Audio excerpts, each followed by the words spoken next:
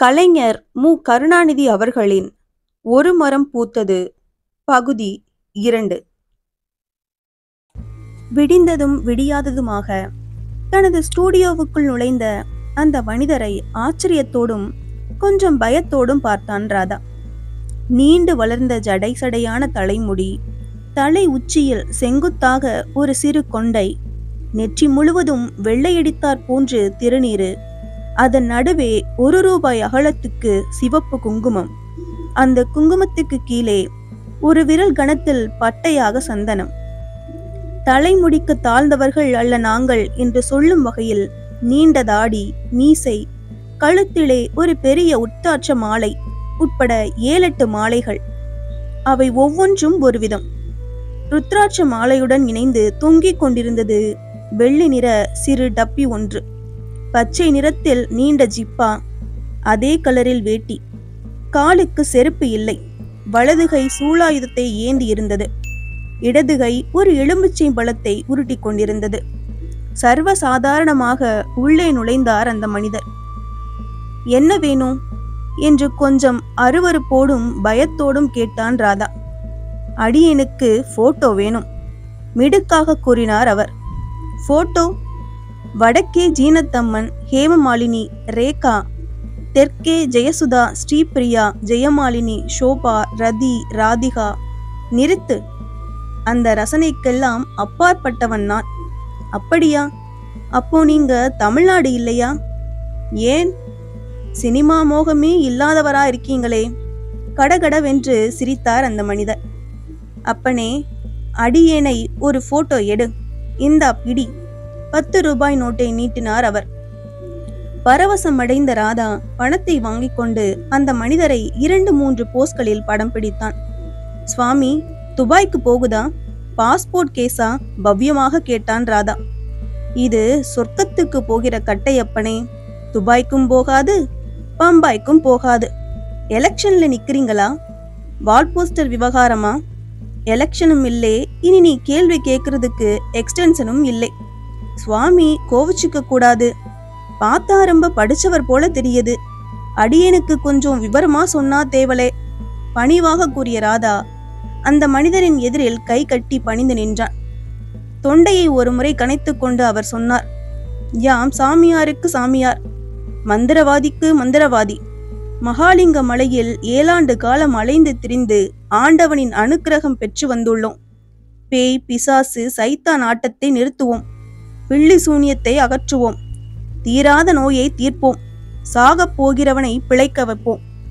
அந்த மந்திரவாதி கூறியதை கேட்க கேட்க ராதாவுக்கு நடுக்கம் ஏற்பட ஆரம்பித்தது. சமாளித்து கொண்டு சொன்னான், சுவாமி, மாடியிலே ஒரு பையன் கடுமையான காய்ச்சல்ல கிடக்கிறான். ஏதோ கனவு கண்டு பயந்து போய் தூக்கத்தில் புலம்பிட்டு பீதியா இருக்கிறான். அவனை குணமாக்க முடியுமா? ராதா இப்படி கேட்டானே ஒழிய இந்த மந்திரவாதியின் உருவத்தை பார்த்து பாபு பயந்து போய் அவனுக்கு காய்ச்சல் அதிகமாகி விடுமோ என்றும் பயந்தான். எம்மிடம் முடியாததே இல்லையப்பனே. நீ சொல்வது பில்லி சூன்ய வேலைதான். ஒரு நாள் இரவு முழுவதும் ஜெபம் செய்தால் விடுவதற்குள் சரியாகிவிடும். இதை கேட்ட ராதாவுக்கு மகிழ்ச்சி பொங்கியது. தயவு செய்து வாங்கோ என்றபடி முன்னே நடக்க அவனை பின்தொடர்ந்தார் மந்திரவாதி.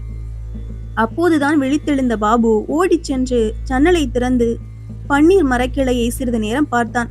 பிறகு திரும்பவும் வந்து கட்டிலில் உட்கார்ந்து கொண்டு 1, 2, 3, 4, 5, 6 என்று வாய்விட்டு எண்ணினான். அப்போது அங்கு வந்த தேவகி, என்ன எண்ணுகிறாய் பாபு என்றால் கொஞ்சம் குரலில். எனது நாட்களை அம்மா, பளிச்சென்று பதில் சொன்னான் பாபு.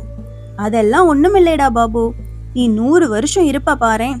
அவனுக்கு ஆறுதலாக தேவி கூறினாலும் ஏனோ அவளது கண்கள் நீரை கொட்டின. அவளது முகத்தை ஏறிட்டு பார்த்த பாபு, நீ ஏமா அலற? நான் தான் இன்னும் 6 நாள் இருக்க போறேனே என்றான். அவனை அப்படியே கட்டி பிடித்து கொண்டு கேவி கேவி அழுதாள் தேவகி. அந்த சமயம் அங்கு வந்த ராதாவையும் மந்திரவாதையும் பார்த்த தேவகி திடுக்கிட்டாள். பாபுவும் தான். வந்ததும் வராததுமாக ராதா கூறினான், தேவகி, இவர் யாரு தெரியுமா? பெரிய மகான், மந்திரவாதி. இவர் பூஜை செய்தார்னா பாபுவோட காய்ச்சல் பறந்து போயிடும். பெரிய பெரிய இடங்கள்லாம் இவர் இப்படி மந்திரிச்சிருக்கார். இன்னியோட உன் கவலை விட்டது. திக்பிரமை பிடித்தவள் போல நின்ற தேவகி மெல்ல கையெடுத்து அந்த மந்திரவாதியை வணங்கினாள். அதை ஏற்றுக்கொண்டதற்கு அடையாளமாக மேலும் கீழும் தலையை நிதானமாக அசைத்தார் மந்திரவாதி. ராதா தொடர்ந்தான். பெரிய காடுகள்ல பயங்கர மிருகங்களோட 7 வருஷம் இருந்திருக்காருன்னா பாரேன். தேவகி இடைமறித்தாள். இப்போ நாட்டுல இருக்கிறதுக்கு தாங்க பயமா இருக்கு. காட்டுல கூட இருந்துடலாம். ஏதோ ஒன்றை குத்தி காட்டுவது போல தேவகியின் பேச்சு இருந்ததாகப்பட்டது ராதாவுக்கு. தேவகி, அன்னைக்கு ஏதோ என் புத்தி பெசகிடுச்சு, மன்னிச்சிடுமா. அதெல்லாம் மனசுல வச்சுக்காத. பாபுவை காப்பாத்த பாரு. இவரு ஒரு இரவு ஜெபம் செய்தார்னா போதும். என்னம்மா சொல்ற? உருக்கமாக கேட்டான் ராதா. அவனது நிலையை பார்த்த தேவகியும் கொஞ்சம் நெகிழ்ந்தாள். கட்டிலில் படுத்திருந்த பாபுவை பார்த்தாள். அவனுக்கு இருக்கும் காய்ச்சலையும் பயத்தையும் நினைத்தாள். அவன் இறந்து விட்டாள் என்று நினைக்கும் போது அவள் இதயமே வெடித்துவிடும் போலிருந்தது. எல்லா விவரங்களையும் ராதா மூலம் கேட்டு தெரிந்த மந்திரவாதி, இது ஒரு பிள்ளி சூனிய வேலைதான். இன்று இரவு முழுவதும் ஜெபம் செய்தால் இந்த பன்னீர் மரக்கிளை இருந்து பூக்கள் உதிராது என்றார். இதை கேட்ட தேவகிக்கு ஒரு நம்பிக்கை பிறந்தது. ஜெபம் செய்ய சம்மதித்தாள். அன்று மாலை 6 மணி முதல் ஜெபத்தை ஆரம்பிக்கலாம் என்று மந்திரவாதி சொன்னார். மந்திரவாதியை மாடியில் விட்டுவிட்டு மகிழ்ச்சி பொங்க கீழே வந்த ராதாவின் கண்களில் ரகு தென்பட்டான். ராதாவே ரகுவிடம் சென்றான். ரகு, அன்னைக்கு நடந்த தப்புக்கு மன்னிச்சிடுப்பா. என்னமோ சபல புத்தி. அந்த தவறுக்கு பிராயச்சித்தமா பாபுவை குணப்படுத்த ஒரு மந்திரவாதியை அழைச்சிட்டு வந்திருக்கேன். அவர் மேலே இருக்கார் என்று கூறிவிட்டு தன் ஸ்டூடியோவையும் பூட்டிவிட்டு திரும்பவும் வந்து, வரேன் நைனா என்று கூறி ரகுவின் முதுகில் செல்லமாக தட்டிவிட்டு தனது வீட்டுக்கு புறப்பட்டான் ராதா. மேலே இருப்பவன் மந்திரவாதியா அல்லது அவனை அழைத்து வந்த இவன் தந்திரவாதியா என்று நினைத்த ரகு ராதா போவதையே பார்த்து கொண்டிருந்தான். மாலை 6 மணி. மந்திரவாதி ஜெபத்தை ஆரம்பித்து விட்டான். வடக்கு நோக்கி அவன் சம்மணமிட்டு உட்கார்ந்திருந்தான்.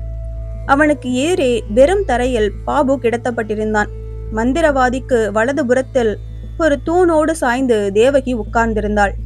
இடது பக்கத்தில் மந்திரவாதியின் சூலாயுதம் சாத்தி வைக்கப்பட்டிருந்தது. சூலாயுதத்தின் 3 முனைகளிலும் குங்குமம் தடவிய எலுமிச்சை பழங்கள் குத்தப்பட்டிருந்தன. மந்திரவாதிக்கு எதிரே வெற்றிலை பாக்கு வைக்கப்பட்டிருந்தது. சூடம் எரிந்து கொண்டிருந்தது. மந்திரவாதியின் இடதுகை சூலத்தை தொட்டிருக்க, வலதுகை கழுத்தில் கிடந்த உருத்ராட்சை மாலையை தடவி கொண்டிருந்தது. அவனது வாய் ஜெய் பவானி ஜெய் பவானி என்று மெதுவாக முணுமுணுத்து கொண்டிருந்தது.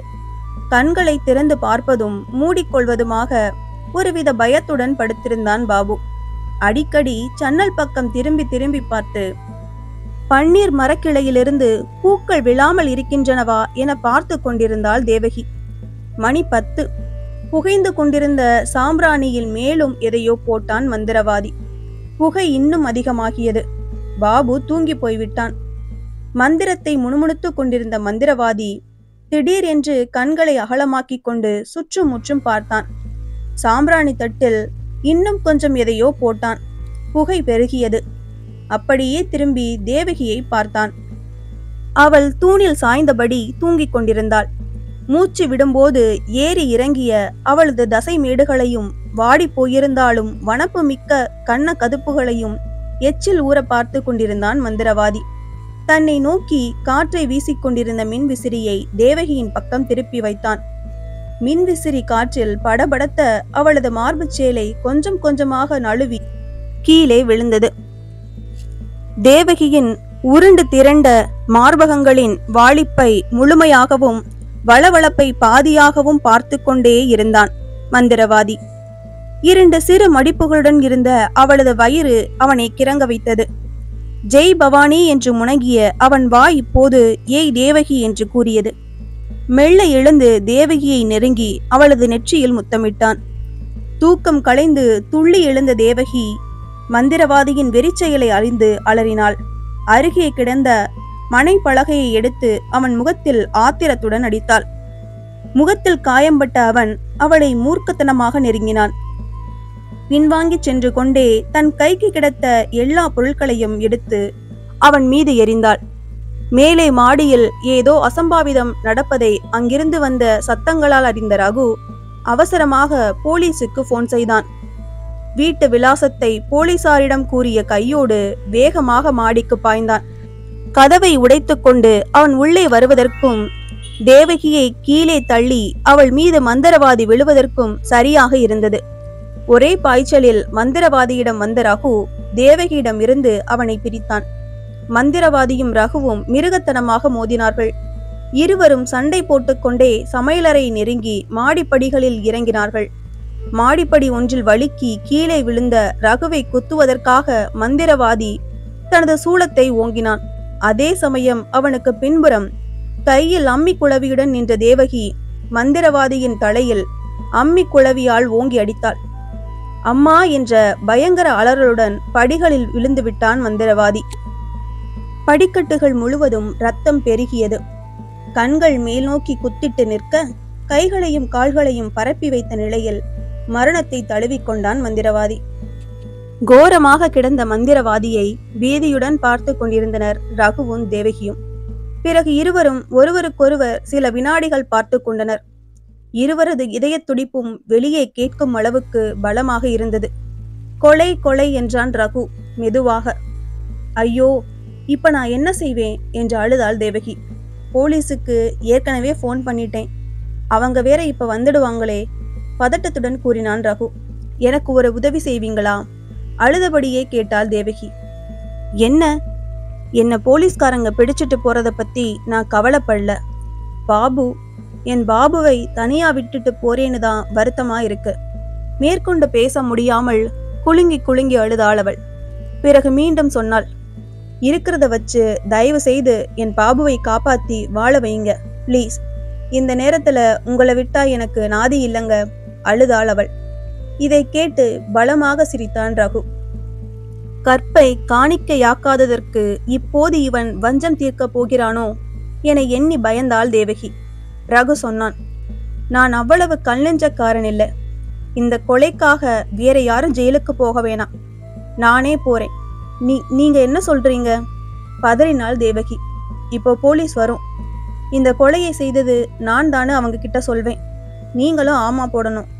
ஏன்னா இந்த கொலைக்கு கண்கண்ட சாட்சி நீங்க தான். நான் செய்த கொலைக்கு நீங்க ஏன்? விவாதிக்க நேரம் இல்ல. பாபு காப்பாற்றப்படணும், அது முக்கியம். அதுக்கு நீங்க இருந்தாதான் முடியும். ரகு சொல்லி முடித்த போது போலீஸ் லாரி ஒன்றும் ஜீப் ஒன்றும் வந்தது. ஒரு இன்ஸ்பெக்டர் உள்ளே வர அவரை தொடர்ந்து போலீஸ்காரர்களும் போட்டோகிராஃபர் ராதாவும் வந்தனர். இன்ஸ்பெக்டரிடம் சென்றான் ரகு. சார், இவனை நான் தான் கொன்னுட்டேன், நிதானமாக சொன்னான். வாட், மர்டரா என்ற இன்ஸ்பெக்டர் மாடிப்படி அருகே சென்று அங்கு கிடந்த மந்திரவாதியின் பிணத்தை பார்த்தார். ஏய் போட்டோ, இன்ஸ்பெக்டர் அழைத்ததும் கேமராவுடன் வந்தான் ராதா. அவர் சொன்னபடியெல்லாம் போட்டோ எடுத்தான். அப்போது அவனது கைகள் நடுங்கின, மனசு படபடத்தது. பிணம், படிக்கட்டுகளில் பெருகி காய்ந்திருந்த ரத்தம், சண்டை நடந்த ஹால், சிதறி கிடந்த ஜாமான்கள் அனைத்தும் புகைப்படங்களாக எடுக்கப்பட்டன. பிணத்தை லாரியில் ஏற்றிக்கொண்டு ரகுவை கைது செய்து ஜீப்பில் ஏற்றிக்கொண்டனர். ஜீப்பும் லாரியும் மறைந்தன.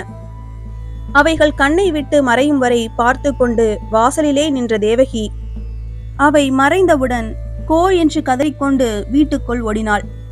மாடிக்கு ஓடி வந்த தேவகி தானும் தனது கணவனும் கை குழந்தையாக பாபுவும் உள்ள படம் வைக்கப்பட்டிருந்த மேஜை மீது முட்டி மோதி அழுதாள்.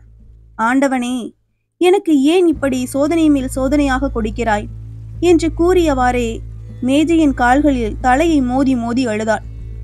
தடால் தடால் என்ற சத்தத்தை கேட்டு தூக்கம் கலைந்தவனாக அப்போதுதான் கண் விழித்தான் பாபு. தன்னுடைய அம்மா அழுவதை பார்த்ததும் அவனுக்கும் அழுகை வந்தது. குரல் கம்மிய நிலையில் அம்மா என்று அழைத்தான். பாபுவின் குரல் கேட்டு திரும்பிய தேவகி அவனை திரும்பி பார்த்தாள். அவன் விழித்திருந்தான். அழுகையை அடக்கிக் கொண்டு கண்ணீரை துடைத்துக் கொண்டு மெதுவாக அவன் அருகே வந்து உட்கார்ந்தாள். அன்னையின் கரத்தை ஆதரவாக பிடித்து கொண்டான் பாபு. அழுதியாமா? அவனை அழுது விடுவான் போலிருந்தது. இல்ல ராஜா, ஏதோ ஒரு கெட்ட கனவு, மனதார போய் சொன்னாள் தேவகி. உன்னோட கனவிலேயும் தேவதை வந்தார்களாமா? பீதியுடன் கேட்டான் பாபு. இல்லை கண்ணா, உங்க அப்பா தான் வந்தார். இதை கேட்ட பாபு தனக்கு எதிரே இருந்த சுவரில் கோட்டும் சூட்டும் டையுமாக படத்தில் கம்பீரமாக நின்றிருந்த தனது அப்பாவையே சில வினாடிகள் பார்த்து கொண்டிருந்தான். அவர் இவனை பார்த்து சிரிப்பது போலவும் இவனை கண் சிமிட்டி அழைப்பது போலவும் அவனுக்கு ஒரு பிரமை. அம்மா, அப்பா என்ன கூப்பிடுறாருமா என்று கூறினான் பாபு. அவனை அணைத்து கொண்ட தேவகி, உன்னை மட்டும் தனியாக அவர் கூப்பிட மாட்டார்டா, என்னையும் சேர்த்துதான் கூப்பிடுவார். அப்படி கூப்பிட்டா நம்ம 2 பேருமே அவர்கிட்ட போயிடலாம். இத சொல்லி கேவி கேவி அழுத தேவகி விருட்டென்று எழுந்து திவாகர் படத்தருகே சென்றாள். ஏங்க, என்னையும் பாபுவையும் இப்படி தவிக்க விட்டுட்டு போயிட்டீங்களே, நாங்க படுற தொல்லைய பாத்தீங்களா என்று கூறி திவாகர் படத்தின் அடிப்பாக சுவரில் தலையை மோதிக்கொண்டு அழுதாள். தனது அம்மா சுவரில் மோதிக்கொள்வதையும் அவள் அழுவதையும் பார்த்த பாபுவின் கண்களில் கண்ணீர் பெருக்கெடுத்தது. தனது இடது கையால் கண்ணீரை துடைத்துக் கொண்டு மூக்கை ஒரு முறை உறிஞ்சிக்கொண்டு அம்மா என்று அழைத்தான். பாபுவின் குரல் கேட்டு அழுகையை நிறுத்திவிட்டு திரும்பிய தேவகி தன்னிடம் வரும்படி அவன் சைகை செய்ததை பார்த்து அவன் அருகில் வந்து உட்கார்ந்தாள். தேவகியின் கையை பிடித்து கொண்டு விக்கி விக்கி அழுதான் பாபு. பாபு, நீ ஏன்பா அலற? அவனது கண்ணீரை துடைத்தபடி கேட்டாள் தேவகி. நீ ஏமா அலற? பதிலுக்கு கேட்டான் பாபு. நான் அதுக்குன்னே அலறதுக்குன்னே பிறந்தவடா, நானும் உன் வயிற்றில் பிறந்தவன் தானேமா. வயதுக்கு மீறிய அவனது புத்திசாலித்தனமான இந்த பேச்சை வேறு சமயங்களில் கேட்டிருந்தால் தேவகி நிச்சயம் பூரித்து போயிருப்பாள். இப்போது மேலும் அவளுக்கு அழுகை பீரிட்டு கிளம்பியது. திடீரென்று ஏதோ நினைப்பு வந்தவனாக பாபு கேட்டான். அம்மா, பொழுது விடிஞ்சதாமா? அடுத்த பூ விழுந்ததாமா? இன்னும் எனக்கு எத்தனை நாள் இருக்கம்மா? ஓவென்று அழுதாள் தேவகி. பூ விழலேடா, கிளையில இப்போ நிறைய பூக்கள் இருக்கு. அவள் சொன்னதை அவன் நம்பவில்லை. எங்கே? ஜன்னலை திறந்து காட்டு. என்ன செய்வதென்று புரியவில்லை தேவகிக்கு. உள்ளே வரலாமா என்று கேட்டபடியே வந்த டாக்டரை பார்த்ததும் அவளுக்கு தெம்பு வந்தது. வாங்க டாக்டர் என்று எழுந்து நின்றார். பாபுவை தொட்டு பார்த்த டாக்டர், வெரி குட், காய்ச்சல் ரொம்ப குறைந்து விட்டதே என்றார் சந்தோஷத்துடன். ஆமா டாக்டர், ஆனா பயம் அதிகமாயிடுச்சு என்றால் நான் தழுதழுக்க தேவகி. என்ன செய்கிறான்? அடிக்கடி அந்த பன்னீர் மரத்தை பார்க்கிறான். பூக்களை எண்ணி பார்த்துவிட்டு நான் இனி இத்தனை நாள் தான் இருப்பேன் என்று சொல்றான். ஏமா, இந்த வீடு சூழ்நிலைகளை மாற்றி வேறு எங்காவது போய் கொஞ்ச நாள் இருக்கலாமே. எங்கே டாக்டர் போறது? எங்களிடம் அன்பு ஆதரவு காட்டத்தான் இந்த உலகத்துல யாருமே இல்லையே. என்னோட வீடு ரொம்ப சிறுசு, இல்லைனா நானே உங்களை அழைச்சிட்டு போயிடுவேன். உங்க நல்ல மனசுக்கு நன்றி டாக்டர். எனக்கு ஒரு யோசனை தோணுது. கொஞ்சம் பணம் செலவானாலும் பரவாயில்லைன்னு குற்றால மாதிரி ஏதாவது ஒரு ஊருக்கு போய் 1 வாரம் இருந்துட்டு வாங்களேன். வேண்டாம் டாக்டர், வேண்டாம். அப்படி இருக்கிற இடத்துல ஏதாவது ஒன்று ஆயிடுச்சுன்னா ஏன்னு கேட்க கூட நாதி இருக்காது டாக்டர். எனக்கோ என் மகனுக்கோ எது ஆனாலும் அவர் கட்டிய இந்த வீட்டில் அவர் படத்துக்கு முன்னாலேயே ஆகட்டும். உணர்ச்சி வசப்பட்டு பேசியதால் தேவகியின் தொண்டை அடைத்தது. அவள் சொன்னதை கேட்ட டாக்டர் சிறிது நேரம் ஆழ்ந்த யோசனையில் இருந்தார். பிறகு கூறினார், இந்த அறையை, இந்த ஜன்னலை, அதற்கு அப்பால் இருக்கிற பன்னீர் மரத்தை இவன் மறக்கணுங்கிறதுக்காகத்தான் சொன்னேன். ஆனா அது முடியாது போல இருக்கு. சரி, இந்தாமா தூக்க மாத்திர. 4 இருக்கு. பாபு, பன்னீர் மரத்தை பார்த்து எப்போ பேசினாலும் அப்ப மட்டும் கொடு. ஒரு நாளைக்கு 1 மாத்திரைக்கு மேல கொடுக்காதே. டாக்டர் கொடுத்த மாத்திரைகளை வாங்கி கொண்ட தேவகி சரி டாக்டர் என்றாள். டாக்டர் போய்விட்டார். அவரை வாசல் வரை போய் வழி அனுப்பிவிட்ட வந்த தேவகி பாபுவின் விசும்பல் குரல் கேட்டு பதறி போய் அவன் அருகே வந்தாள். ஏண்டா கண்ண அலற? அவன் தலையை வருடினாள் அவள். என்னால் உனக்கு எத்தனை கஷ்டமா? அவளது கையை பிடித்து கொண்டான் பாபு. பேசாம தூங்கு கண்ணா, சமத்தில்ல நீ, அழுகையை மறைத்து கூறினாள். எனக்கு தூக்கம் வரலையேமா. டாக்டர் கொடுத்த மாத்திரையில் ஒன்றை அவன் வாயில் போட்டு வெந்நீர் தந்தாள் தேவகி. மாத்திரையை சாப்பிட்டதும் ஒரு உற்சாகம் பாபுவுக்கு. அம்மா, இப்படி வாயேன். அவளை நெருங்கி உட்கார்ந்தாள் தேவகி. அவளது கன்னத்தை தொட்டு இதமாக தடவினான் பாபு. அம்மா, ஒரு பாட்டு பாடுவியா? அதை கேட்டு நான் அப்படியே தூங்கிடுவேனா? என்ன பாட்டுடா நான் பாடுவேன்? ஏதாவது பாடுமா. என் பாடே பெரும்பாடா இருக்கேடா. அம்மா, இப்போ நீ பாட போறியா இல்ல? இந்த வார்த்தையை கேட்ட தேவகியின் மெய் சிலிர்த்தது. கருமேக கூட்டத்தை கிழித்து கொண்டு வெளிக்கிளம்பும் வெள்ளி நிலா போல அவளது துயரங்களை துடைத்துக்கொண்டு ஒரு நிகழ்ச்சி அவளது நினைவுக்கு வந்தது. அடுத்த வினாடியே பாபுவின் கையை தேடினாள். அவனது வலது கை அவளது கன்னத்தை வருடி கொண்டிருந்தது. அவளது உடல் மேலும் புல்லரித்தது. ஏதோ ஒரு நினைவு. மயக்கத்தில் அப்படியே மெய் மறந்து இருந்தாள் தேவகி.